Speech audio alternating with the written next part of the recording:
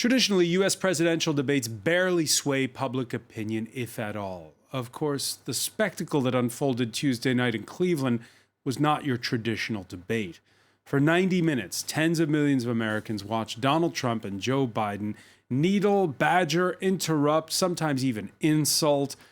But were viewers agape and embarrassed, or cheering and baying for blood? Infotainment that soon will be forgotten, or a telling illustration of the state of democracy in the U.S. that's cause for concern? How does the rest of the planet feel when the leader of the world's top superpower refuses to commit to respecting the outcome of the election? An election in the midst of a COVID pandemic where traditional campaigning's been curtailed and where millions have already cast ballots with early voting. No ordinary debate, no ordinary election. Today in the France 24 debate, we're looking at what many have deemed a race to the bottom on Tuesday night.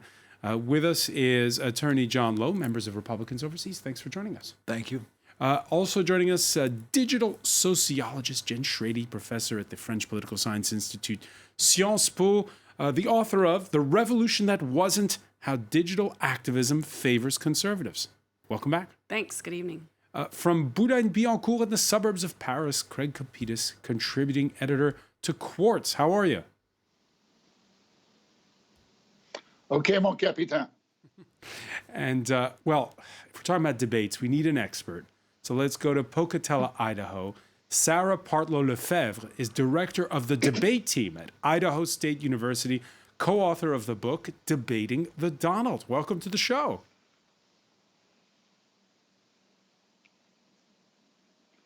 Thank you. It's 24 Debate on Facebook and Twitter. The hashtag is F24Debate. It was 90 minutes long, and if you missed it, you'll get the picture with this 39-second snapshot as edited by France 24's Yenna Lee. It's hard to get any word in with this clown. Excuse me, this Hey, let me person. just say, you graduated either the lowest or almost the lowest in your class. Don't ever use the word smart with me.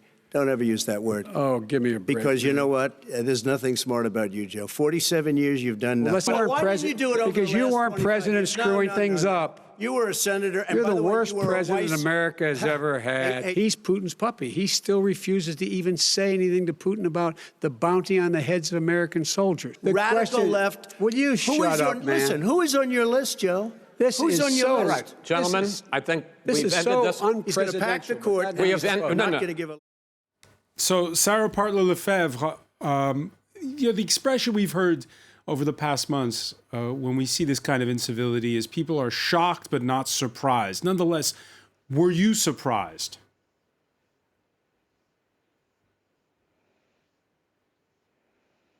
I was surprised to an extent.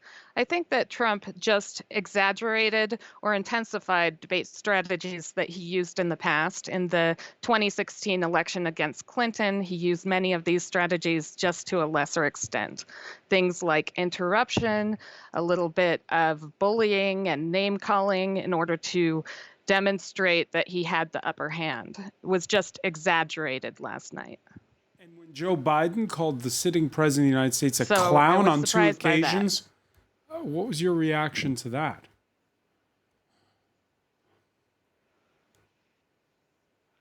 I think that Biden should not have done that. I think that he let Trump bait him into not debating and using some ad homs or ad hominem attacks, which are essentially just insults and have no place in what I would call debate. So what would have your advice have been when you look at what happened last night? What kind of advice would you give before the second debate?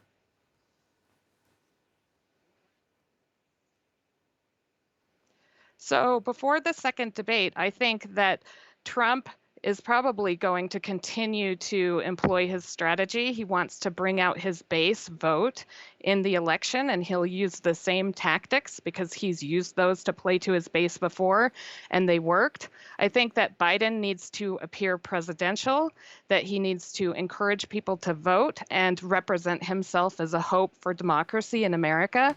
I think that the more Biden resists name calling and the kind of fighting that went on last night, the better he will look in the next debate. Do you agree with that, Jen Schrady? I think that what we saw last night was certainly anything but quote unquote presidential.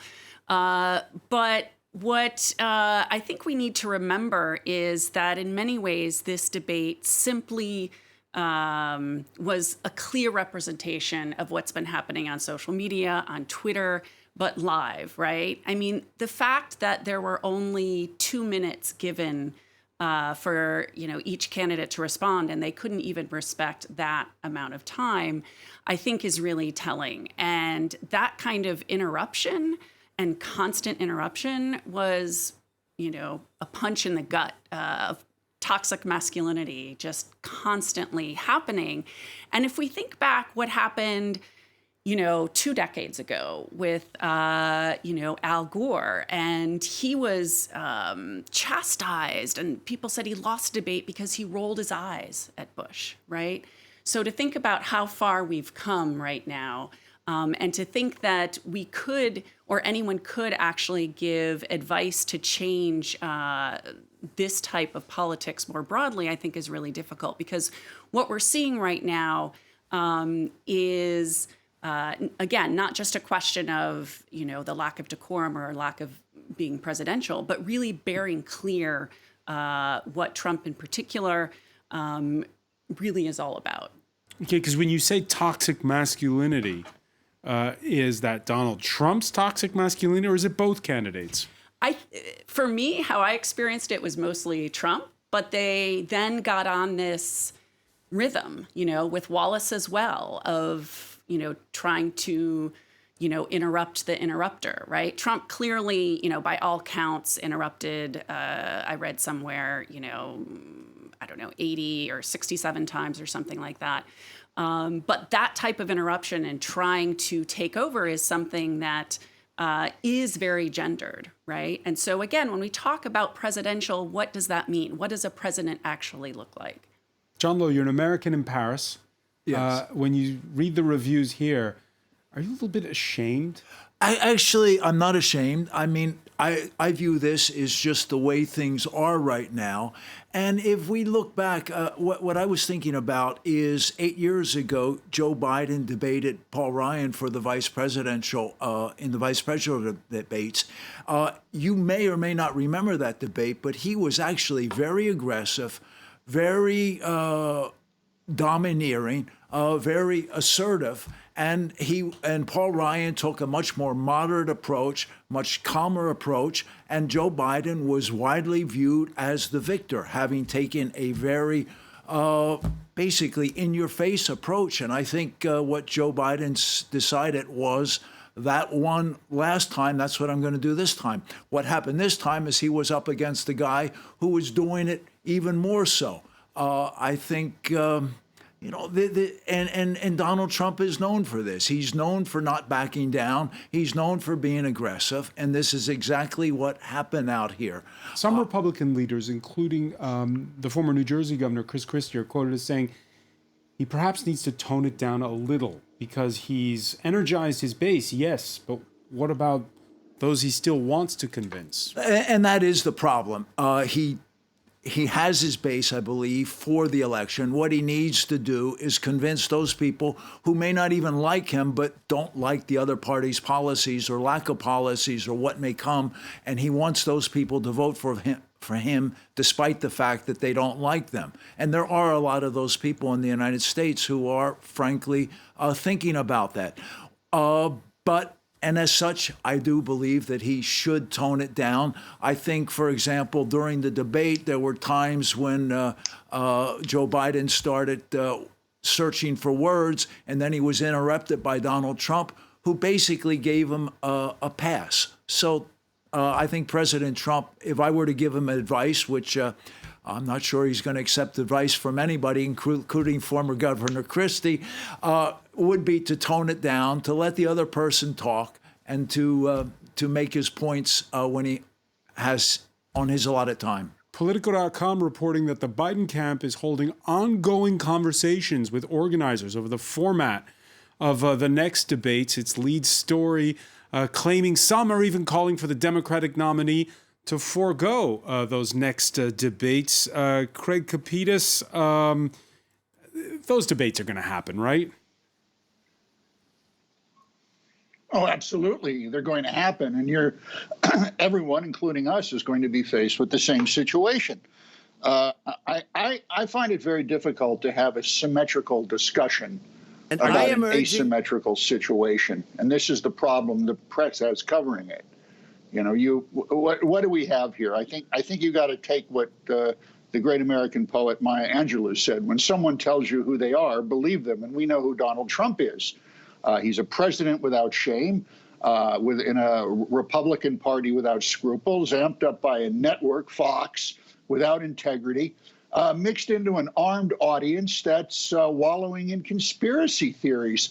And the chilling thing about this is that a good 38 to 42% of the American public, if you want to believe the polls, and polls don't vote, actually likes this kind of guff. And that's, to me, is what I find the lead in this story. But Craig, debates don't provide a lot of substance usually anyway. They do provide optics on who the two characters are. That Political story we showed quotes one Republican strategist as saying, Trump's a bully, but after he kicked sand in Biden's face, Biden needed to be stronger, and he just wasn't. You agree with that?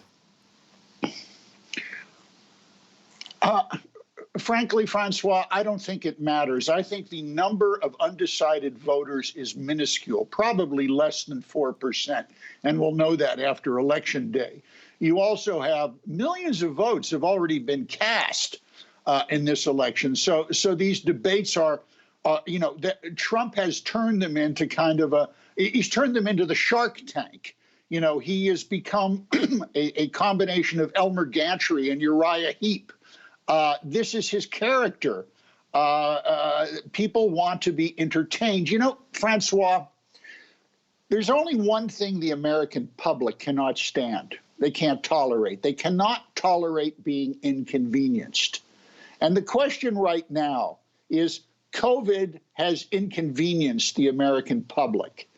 So now what we're looking at, has Trump inconvenienced the American public? I think it's on that on which this election hinges, because I cannot see how anyone over the next 30-some days until the election, and perhaps Sarah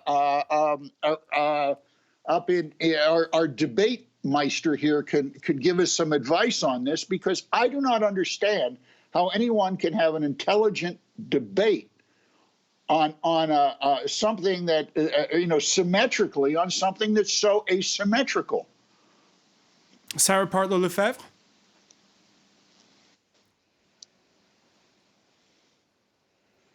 I think it's difficult because it is asymmetrical, and I think that the tactics that Trump in particular is using are designed to close down debate. Trump needs to give people who are watching the debate the credit to be that they are competent decision makers. And right now he's not doing that because he's trying to talk throughout the whole debate. Mm-hmm. And so it's very difficult in this forum to have a symmetrical presentation. Let me ask you, Jen Trady, initial forecasting is in about TV ratings for the debate.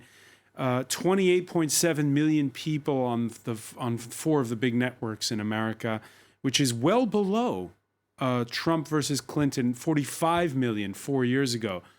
Does that mean that fewer people watched the whole debate, or does that mean that fewer people watched it on television, may have instead watched it on the internet? I think that's a big piece of it, right? People are getting a constant stream of this type of back and forth, whether on Twitter, whether on Facebook, whether on other social media outlets. And if we really think about what the effect of this particular debate was, by looking at, one of the things I study is both left and right-leaning social media. And if nothing else, Trump succeeded wildly in riling up his base, right? especially the Proud Boys and other right-wing Which grassroots we'll talk about in movements. part two. Yeah. And so you could see that during the debate, right? Already there were memes being generated based on what Trump was saying. So whether or not the actual debate matters is something that in some ways we've been focusing a lot on Trump. But really what was interesting to me was how Biden was really shown in his centrism, right? He would not commit to Black Lives Matter. He would not commit to the Green New Deal. He would not commit to universal health care. He was going for the center while Trump was rallying his, far right base. And are those days gone? Is that the wrong calculation?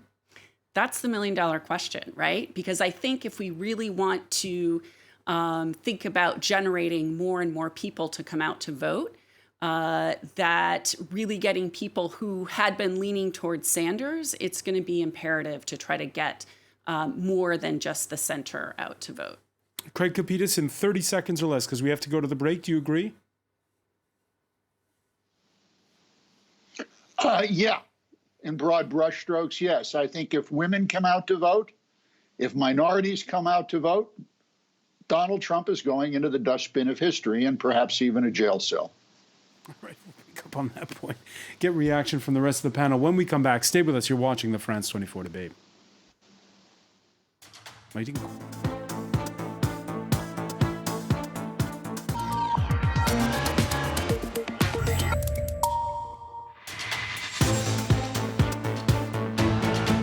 Welcome back, or welcome if you're just joining us. It's the France 24 debate, and they've been doing televised debates in the United States between presidential candidates since 1960. This one was unlike any other. We're talking about it with attorney John Lowe, members of Republicans Overseas, digital sociologist Jen Schrady, your latest book, The Revolution That Wasn't, How Digital Activism Favors Conservatives.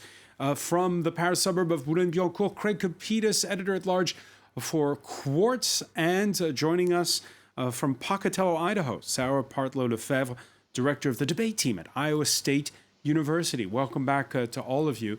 The Hollywood Reporter's television critic has blasted the moderator of the debate in Cleveland Tuesday night, Chris Wallace of Fox News, for, quote, completely failing to maintain any semblance of order. To be fair, Wallace did try. We're going to go to the next segment. In that segment, you each are going to have 2 uninterrupted moments. In those 2 uninterrupted minutes, Mr. President, you can say anything you want. I'm going to ask a question about race, but if you want to answer about something else, go ahead. But I think that the country would be better served if we allowed both people to speak with fewer interruptions. I'm appealing to you, sir, to do that. Well, and him too.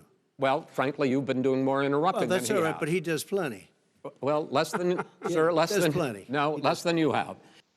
Sarah Partlow-Lefebvre, I'm going to be listening particularly intently at your next answer.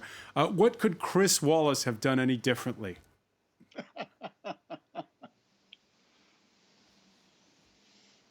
I think it's difficult because Trump came in with the strategy, and this is a strategy he used throughout the 2016 debates and a strategy that he continues to use, which is to interrupt and speak over other people. Essentially, Trump just repeated his talking points without listening to other people. He often interrupted, and he made Wallace into an adversary in the debate rather than a neutral arbiter, which was problematic because Wallace was unprepared for that, and he didn't have any strategies to come back and answer that behavior from Trump. And what could those strategies have been?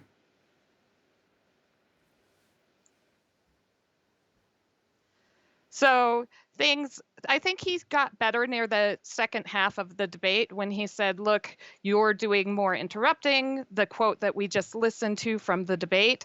And he said that he was there to ask questions. He repeated the rules. I think that they should have potentially set up the debate so that the person who was not speaking had their mic muted so that they could not interrupt for the two uninterrupted minutes. I also think that he should have shut down the bickering much sooner. John Lowe, you agree that would be a good idea to mute the microphone when the other one is speaking? I don't think it's a good idea. My own feeling is that moderators have an over important place in these debates. I actually prefer the Lincoln Douglas debates where there, to my recollection, were no moderators. I think asking Mr. Wallace to try to control this debate is an exercise in futility, and trying to establish some basic ground rules at the beginning is a good idea, but frankly, men like this are going to go their own way, and I think that's what the people really need to see. Hang on, a Lincoln Douglas debate without a moderator between Donald Trump and Joe Biden? How would that have worked? I don't know, but I would almost like to see how it goes. Jen Strady? Well, you just said like how men operate, right? Referring to these are men. I mean, that's something that, you saw all over the internet, people talking about, a school teacher could have done a better job than Wallace to try to, get some decorum. And I disagree. I think a mute button is a fantastic idea, right? There has to be some structure to demonstrate how we are supporting civil debate. Otherwise, we're going to continue to have this massive interruption of people talking over each other, which again kind of encapsulates what we've been experiencing the last 4 years. Craig Capitas, for or against the mute button?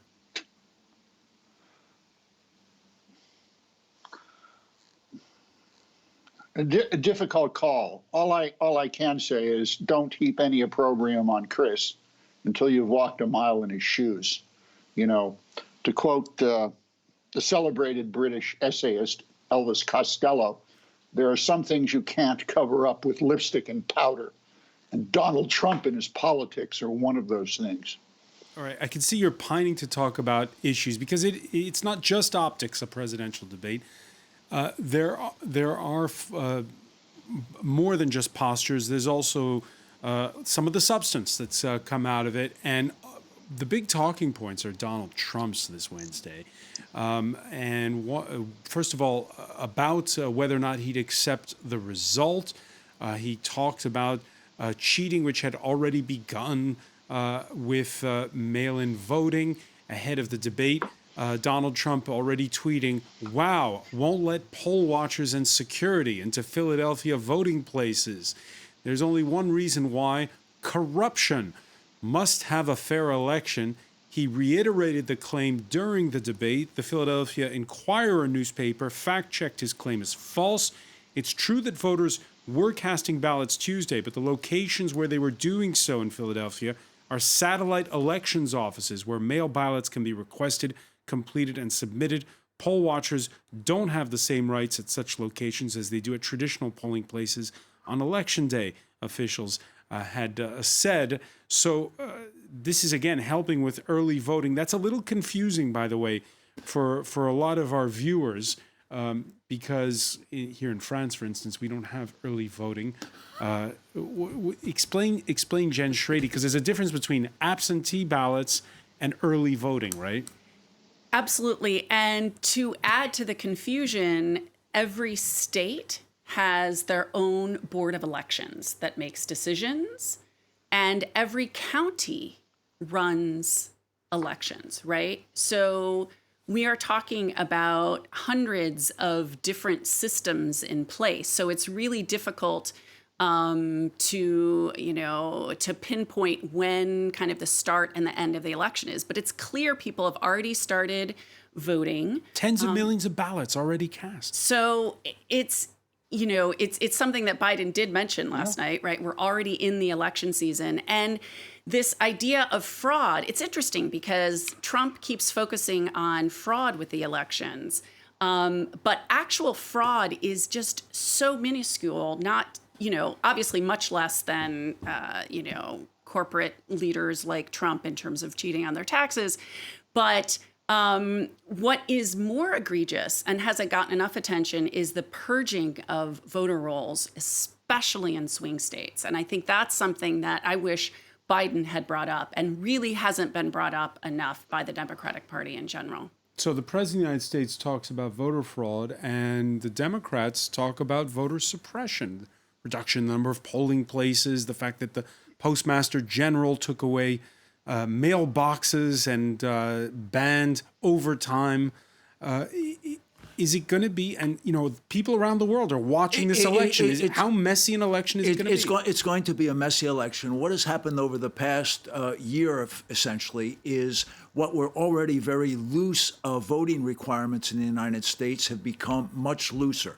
I explained to my friends in the United States what you need to do to vote in France, and they are amazed at how far away the French system is from the U.S. system. And again, I understand that there are 1,000 different systems in the United States, but basically the United States system for both registering voters, keeping voters on the registration rolls, and voting with mail-in votes, absentee votes, early voting. I mean, saying that a satellite voting place where people can drop off votes is not a voting place is stretching the language a little bit. More than a little bit. It is a place where people vote. It is therefore a polling place. And there are right now what we are seeing. I've read recently of instances in Minneapolis where there have been videotapes of people paying cash for ballots. There's an ongoing investigation in Harris County, where Houston is located, involving the former political director for Joseph Biden regarding voter fraud problems. So voter fraud is an issue. But with all the systems that Jen talked about, what you're describing, is it, anecdotal evidence? Of course you're going to find places where ballots are going to be misplaced, or ballots ball. And the problem right now is with what I was saying is with the very recent changes where mail ballots are being mailed to essentially everybody on the voter registration rolls, where there is massive voting by post. And also, I should also add that in many states, or in several states, let me pick Pennsylvania to start with, the regulations and rules for voting by mail actually do not conform with Postal Service recommendations for the delivery of ballots in time.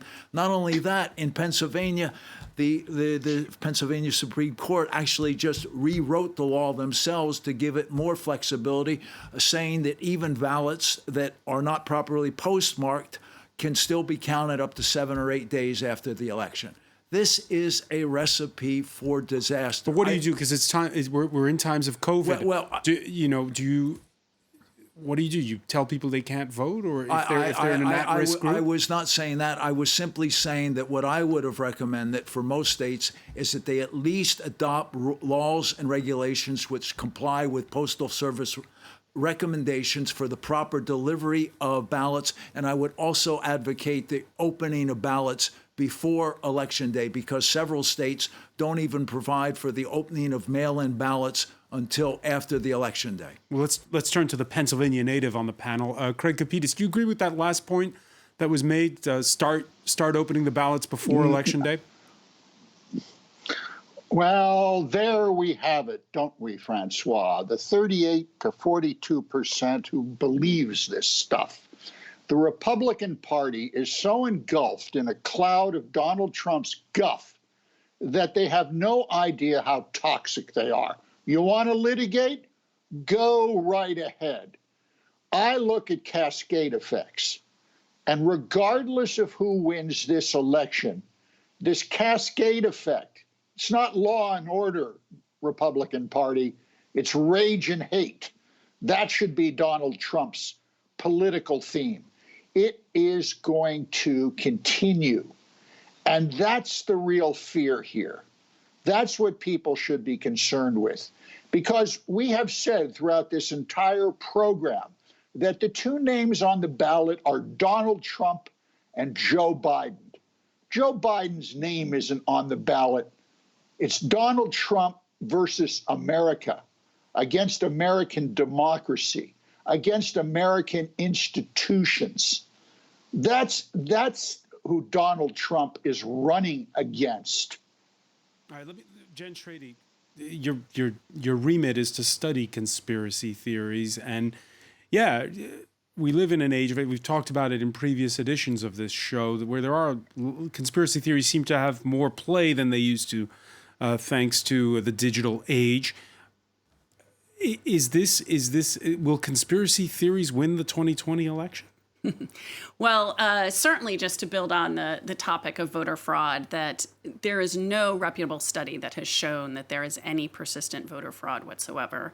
And that is a clear conspiracy theory that does make its rounds around the internet. And yeah, I mean, we're definitely in an era of disinformation. However, we've always had different forms of propaganda. But what we have with the internet is this toxic mix, this, this soup of, of Trump being in power and the rise of white supremacy. And you have the internet thrown in there. And so all this misinformation is being spread so quickly and so fast. So let's listen to the U.S. president's words. It was early-ish in the debate. Donald Trump asked to denounce armed white supremacist groups.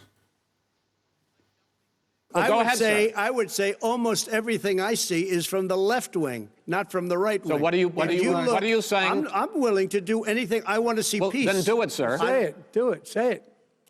Do you want to call him? What do you want to call him? Give me a name. Give me a white name. Supremacists and who would white you like me to condemn? White supremacists and right Proud militia. Boys, stand back and stand by. But I'll tell you what. Somebody's got to do something about Antifa and the left, because this is not a right-wing problem. This is a left-wing. FBI director This is a left-wing problem. White supremacist. Antifa's an idea, not an organization. Oh, you got to be not kidding. malicious. That's what his FBI, FBI director Gentlemen, said. well, Sarah Partler-Lefebvre, how is that exchange playing in Idaho, where you are?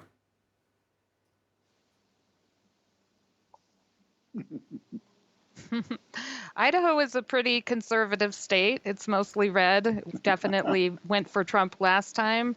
I actually hopped onto our local newspaper and looked at a few of the comments, and I think that, Trump supporters are energized by that exchange. I think that people who are members of the Proud Boys take that as encouragement from Trump. And I think that that's problematic. Can you explain But what do the I Proud think Boys that it are? will necessarily have a direct effect on the election? The Proud Boys are a white supremacist group. I'm not an expert in the Proud Boys. However, I know that they've come out in Portland to demonstrate against Black Lives Matter demonstrators and things like that. I know the answer.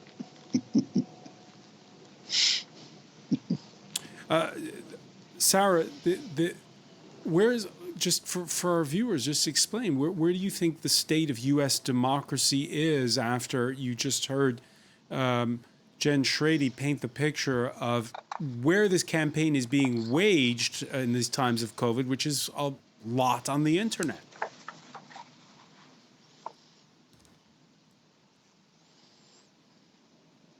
I think that U.S. democracy is potentially on the brink, but in some senses, it's always on the brink. There are always challenges to democratic systems, and if the system can work properly, those challenges can be overcome. And your students, how do they feel?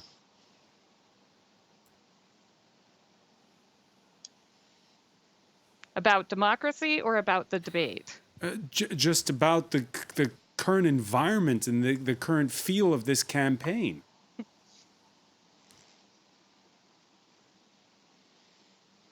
My students this morning, when we had our debate meeting, actually expressed dismay to me, because they said that they certainly hope that people who understand that they do debate do not think that that is what they do. John Lowe, you're an attorney. You share that sentiment About what debate is? Well, my feeling is debate is the ability to put one's positions forth to try to get something out from the other one. I wanted to go back to something Jen mentioned earlier about Joe Biden not taking a stand on any position during the debate itself. And basically that demonstrates that he's a centrist. From my perspective, that demonstrates that he is actually not taking a position. He is very malleable. He is basically putting himself up to do whatever we might, his more ardent supporters, maybe the Bernie Sanders supporters who eventually come around, will want him or push him to do. And one point I'd like to make is he was pushed quite a couple of times on whether he would advocate packing the Supreme Court were the Democrats to take control of the Senate and the presidency. And it was a question put to him several times. He refused to answer it. Which, from my perspective, means that he is very much open to packing the Supreme Court. There was definitely the sense that the stakes were higher for Joe Biden than for Donald Trump, despite all the criticism that's been leveled, including during this show, Jen Schrady. The fact is, because Biden has had this low-key campaign, preferring, it seems, to let Trump fall on his own sword, this was the moment where he was in the limelight exposed. What's going to happen now, though? Yeah, I mean, I think you summed it up. Biden has been laying extraordinarily low, and I think that's my sense is that's been his strategy, is to just to keep out of the fray, right? Let Trump destroy the economy. But the problem is that he's laid so low that it's just unclear when and if he does win. In November, what's going to happen when Trump does challenge, right, the election? And all, indicators are that Trump will challenge the election, whether around voter fraud, whether around intimidation. He basically, when we were talking about the Proud Boys, he made a call to arms during this debate for right-wing white supremacist militia. It's already been happening. This wasn't new for what he was doing. So chaos is happening right now because of COVID, some just by the nature of the fact that we're in the midst of a pandemic and we don't have a really clear leader in the U.S. right now. So that's something that I think is a big question that I have, if and how Biden can take leadership, not just over COVID and all the policy issues, but in actuality, not doing what Gore did when he just, relinquished the vote, even though he had won, and very quickly backed down, right? What is Biden going to do in this case? The head of the government, John Lowe, is somebody who is supposed to have the monopoly on power. When he's giving a call out to armed militias, is Jen Schrady right? That I did not hear that at all. And again, maybe my English is deficient, but what I heard him say was say was for the Proud Boys to stand back or stand down. And I would also like to say something. And they've responded that they're standing by. Let me continue with what I was going to say. Over the past several months, we've seen rioting in a number of American cities: Seattle, Portland, Minneapolis, Knoxville, Baltimore, New York, Rochester. And none of these have the so-called Proud Boys, who, again, I know nothing about them, been implicated. These have been Antifa, BLM riots and disturbances. But we saw in Kenosha, Wisconsin, of course, it was a right-wing militiaman who killed demonstrators. That is a case that is currently before the courts right now. He is alleging that he acted in self-defense, defending property. Craig Kapitas, very quickly, because we're almost out of time. Jen Schrady's doubts over whether Joe Biden can handle that moment if the result of the election is contested. Do you agree with her? I think he can handle it.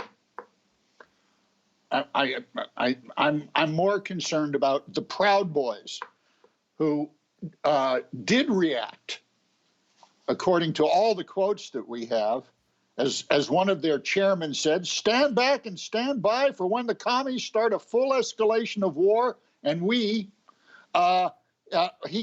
Trump can call on us to let loose the dogs of war. It goes on and on and on from the Proud Boys.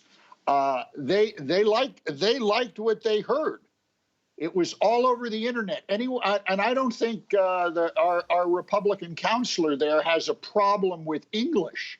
You know, I think the problem here is this. Look, you want to go with Trump?